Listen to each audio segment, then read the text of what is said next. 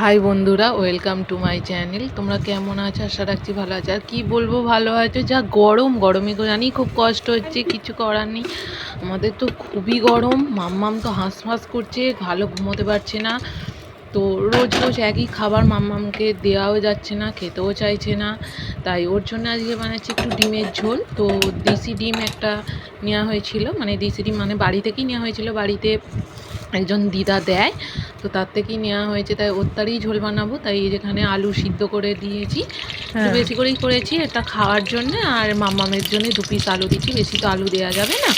তো এই যে ডিম আর আলু একটু অল্প তেলে ভেজে নিলাম। বেশি তেলও ওকে দেওয়া যাবে না, এই গরমে বাচ্চাদের বেশি তেল ঝাল মশলা দিয়ে খাবার তো দেওয়া যাবে না। কিন্তু রোজ একঘেয়ে মানে খেতেও চাইছে না, একঘেয়ে দেওয়া হয় না, তবুও যেন ওর মুখের স্বাদটা পরিবর্তন করার জন্যই একটু এই ডিমের ঝোল বানাচ্ছি। এই যে অল্প একটু পেঁয়াজ দিলাম, দিয়ে ওগুলো ভেজে তো তুলে নিয়েছিলাম, ডিম আর আলু। এবার একটু এই যে পেঁয়াজ দিলাম, একটু অল্প করে সম্বরা মানে যেটা পাঁচফোড়ন বলে সেটা একটু অল্প করে দেবো, দিয়ে একটু আদা বাটা দিয়ে দিয়েছি।